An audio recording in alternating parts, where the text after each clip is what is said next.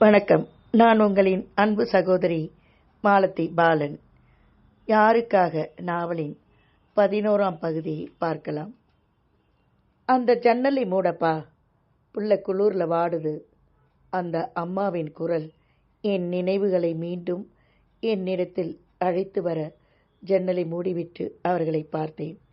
கையும் காலும் கோணலாய் இழுக்க, வாயில் நுரை தள்ளி அந்த வளர்ந்த பிள்ளை அந்த அம்மாவின் மடியில் துடித்து கொண்டிருந்தது. அவர்களை கண்டதும் எனக்கு கையும் ஓடவில்லை, காலும் ஓடவில்லை. ஏதோ என்னாலான முதலுதவிகளை விரைந்து செய்தேன். இழுப்பு நின்றது. குடிப்பதற்கு கொடுத்தாள் அந்த அம்மா. மெதுவாக எழுந்து உட்கார்ந்தான் அந்த மகன். அவனுடைய கண்கள் கலங்கியிருந்தன. இவருக்கு என்ன, ஏன் இப்படி? நான் அந்த அம்மாவிடம் கேட்டேன். Thanks for your kind help sir என்றான் அந்த மகன். என் பிள்ளை எவ்வளோ புத்திசாலி பாருங்க. கூடாத நட்போட கூடி இப்படி அநியாயமா உடம்ப கெடுத்துக்கிட்டான். என்ன பண்ணுறது? என்னம்மா ஆச்சு உங்கள் மகனுக்கு? சொல்லலாம்னா சொல்லுங்க. ஏதோ என்னாலான உதவியை செய்கிறேன். எனது பார்வையும் தோற்றமும் பேச்சும் அந்த அம்மாவை திருப்திப்படுத்தியிருக்க வேண்டும். ஏமா, அப்படி என்னதாம்மா ஆச்சு? நீட்டி முழக்கி கொண்டு அந்த கிராமத்து பெண்களும் இருவரும் அந்த அம்மாவின் அருகே நெருங்கி வந்து அமர்ந்தனர். குழந்தையை போல் மகனை இழுத்து மடியில் போட்டு தட்டி கொடுத்து கொண்டே தன் கதையை கூறினாள். நான் நகர்ந்து சென்று அமர்ந்து விட்டாலும் அவர்களின் உரையாடலை செவிமடுத்தேன். நான் ரொம்பவும் செல்வ செழிப்பில் பிறந்த பொண்ணுங்க. தவம் இருந்து என்னை பெற்றதா எங்கள் அம்மா எப்பயுமே சொல்லுவாங்க. நான் வயசுக்கு வர வரைக்கும் கூட என்னை கீழே இறங்கி நடக்க விட மாட்டாங்களாம். தூக்கிட்டே தான் போவாங்களாம். அப்படி சீராட்டி பாராட்டி என்னை ஏன் வளர்த்தாங்கன்னு தெரியல. வயசுக்கு வந்தவுடன் மாப்பிள்ளை தேடினாங்க. வலையை கையில் வச்சு வீசி தேடாத குறைதான். மாப்பிள்ளை தேடினாங்க. கடைசியில் பக்கத்து ஊர்லேயே மாப்பிள்ளை கிடச்சிருச்சு. அவருக்கும் நல்ல வசதியானவர் தான். நிறைய காடு கரை வீடு வாசல்னு உள்ளவங்க. ஆனால் பெரிய குடும்பம். இருக்கட்டும், பரவாயில்லை. அப்போதுதான் பிற்காலத்தில் எனக்கு ஆதரவாக நிறைய பேர் இருப்பாங்கன்னு அந்த சம்பந்தத்தையே பேசி முடித்தாங்க. கல்யாணமாகி புகுந்த வீட்டுக்கு போனேன். சும்மா சொல்லக்கூடாது. எல்லோரும் என்னை கையை கொடுத்து தாங்காத குறையாக தான் அத்தனை பாசத்தோடு நடந்துக்கிட்டாங்க. என் புருஷன் மாசில்லா தங்கம். அவரை விட இனி ஒரு தங்கத்துக்குள்ள கூட அவ்வளோ சுருட்டி இருக்குமான்னு தெரியல. அவ்வளோ சொக்க தங்கம்.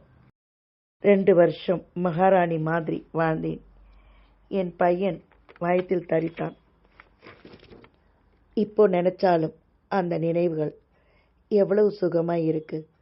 பின்னால் வரப்போகிற இத்தனை வருஷ கஷ்டத்தையும் தாங்கி நிற்கத்தான் உலகத்தில் உள்ள அத்தனை சுகத்தையும் அந்த வயசுலேயே நான் அனுபவிச்சிருக்கேன் போல் இருக்கு.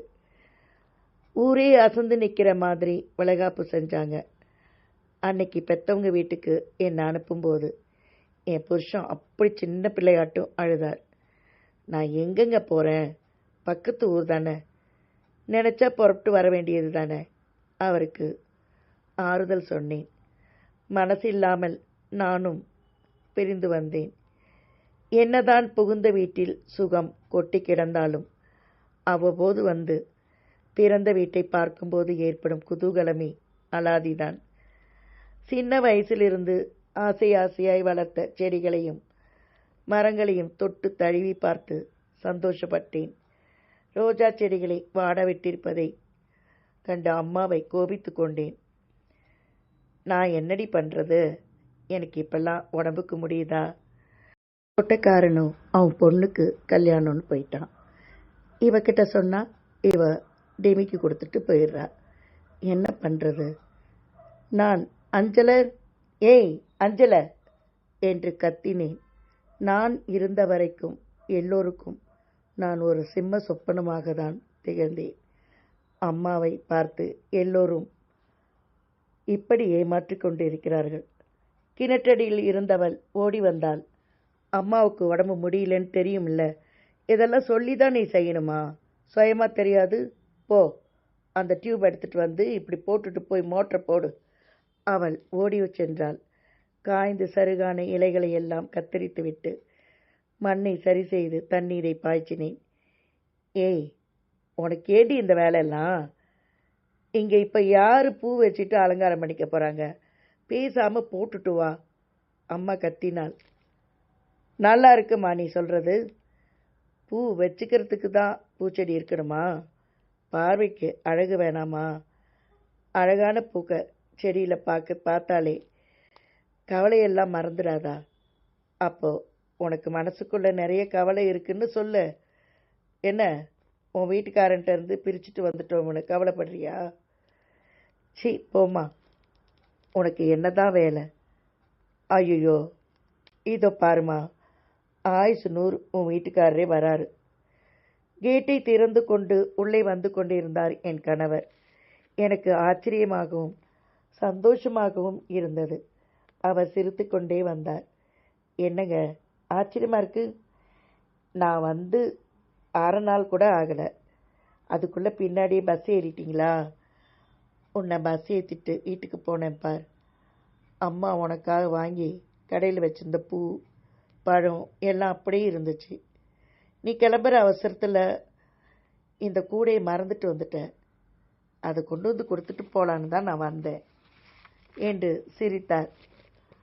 வாங்க மாப்பிள்ளை என்று கூறிவிட்டு அம்மா உள்ளே சென்று விட்டாள். வெறுமனே பையை கொடுக்க மட்டும்தான் வந்தீங்களா? நான் மெல்லிய குரலில் கேட்டுவிட்டு சிரித்தேன். ஏன், உன்னை பார்க்கவும் தான் வரக்கூடாதா? நல்ல வேலை, இது ஒரு சாக்க கிடைச்சது எனக்கு. நீ இல்லாத வீட்டுக்குள்ளே நுழையவே எனக்கு பிடிக்கல, வெறிச்சுன்னு இருக்குது. என்ன பண்ணுறது? ஓஹோ, எத்தனை நாளாக இப்படி? இத்தனை வருஷமாக எப்படி இருந்தீங்க? இன்னைக்கு 2 வருஷமாக தானே நான் இருக்கேன். முன்னெல்லாம் தனியாக இருந்தப்போ சாருக்கு போர் அடிக்கலையோ? ஏய், இப்படியெல்லாம் பேசினா நான் திரும்பி போயிடுவேன். ரொம்ப கோச்சிக்காதீங்க, சும்மா விளையாட்டுக்கு தானே சொன்னேன். விளையாட்டு எது வேணே எதுன்னு உங்களுக்கு எப்பயுமே புரியறதில்ல. சரி வாங்க உள்ளே போகலாம். காலையிலேருந்து சாப்பிட்டீங்களா? முகத்தை பார்த்தா சாப்பிட்ட மாதிரி தெரியலையே. பேசிக்கொண்டே இருவரும் உள்ளே சென்றோம். மதிய நேரத்தில் சற்று கண்ணயரும் பழக்கமுள்ள என் அப்பா எங்களின் குரல் கேட்டு மாடியிலிருந்து இறங்கி வந்தார். என்ன மாப்பிள்ளை, எப்போ வந்தீங்க என்று சிரித்து கொண்டே வந்தார். மாப்பிள்ளையும் மாமனாரும் பேசிக்கொண்டிருக்க நானும் அம்மாவும் சாப்பாடு தயார் செய்தோம். சாப்பிட்டு விட்டு எங்கள் ஊரில் உள்ள கொட்டகையில் சினிமா பார்த்துவிட்டு அன்றைய தினம் என்னுடனே தங்கிவிட்டார். இதன் தொடர்ச்சியை நாளைய பதிவில் பார்க்கலாம். நன்றியுடன் உங்களின் அன்பு சகோதரி மாலதி பாலன். வாழ்க்கை என்பது அரசியல் போல், விதிதான் எதிர்க்கட்சி.